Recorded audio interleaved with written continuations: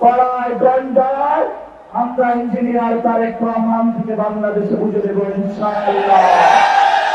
আমাদেরকে এতদিন বলা হয়েছে বিচার এবং নির্বাচন মুখোমুখি দাঁড় করাবেন না।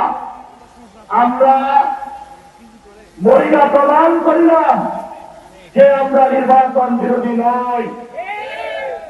এখন সময় এসেছে শহীদ উসমান হাদি ভাইয়ের হত্যাকাণ্ডের বিচার করতে হবে। তৎকালীন সময়ে সংস্কারের নিয়ে বলা হয়েছিল সংস্কার এবং নির্বাচন বিরোধী করার চেষ্টা চালানো হয়েছিল, টেক দেওয়া হয়েছিল, ওরা নির্বাচন চায় না।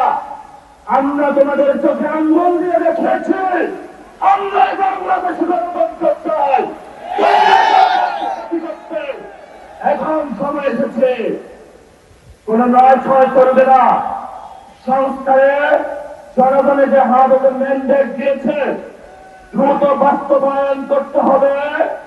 সাথে সাথে বাংলাদেশে সন্ত্রাস চাঁদাবাজি দখলদারিত্ব বন্ধ করার উদ্যোগ নিতে হবে এবং নির্বাচনের আগে আমরা বাইতুল মোকাররমে দাঁড়িয়ে একটি প্রটেস্ট করেছিলাম।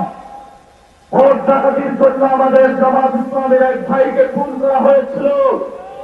আমরা বলেছিলাম আমরা আসবো, জীবন হয়ে আসবো,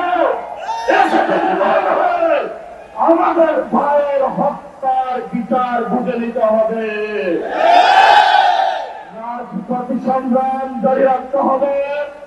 যেই বন্ধের উপরে আক্রমণ করা হয়েছে, পেটে লাথি মারা হয়েছে, কলকাতায় টান দেওয়া হয়েছে, গুলিবিদ্ধ করা হয়েছে, ভাঙা হয়েছে, প্রত্যেকটির হিসাব কড়াই গন্ডায় আমরা ইঞ্জিনিয়ার তারেক রহমান থেকে বাংলাদেশে বুঝে দেব ইনশাআল্লাহ।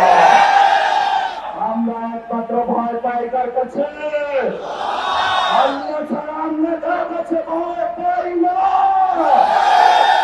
হে মালিক, তুমি আমাদের রক্ষাকারী, তুমি আমাদের রিজিক দাতা। যারা বাংলাদেশে জনগণ 17 বছর অপেক্ষা করেছিল, আমাদের অধিকার ছিনিয়ে নিয়েছে, রক্তপাতের মাধ্যমে বাইরেকে হত্যা করেছে। আসেন মালিক, তোমার মালিকের বিচারে আমরা বিচার রেখে গেলাম। তুমি তাদের দৃষ্টান্তমূলক শাস্তি বাংলার মাটিতে জনগণের সামনে করবে। আমরা আজকে তোমার মসজিদের সামনে বিচার রেখে গেলাম। বাংলাদেশের মানুষ হতাশ হবেন না। লা তাহজান, ইন্নাল্লাহ মা'না। আল্লাহ আমাদের সাথে আছেন। শক্তিমান, ভয় নাই। চোখ আমরা ইনশাআল্লাহ বিগত হয়ে পার্লামেন্টে যাব।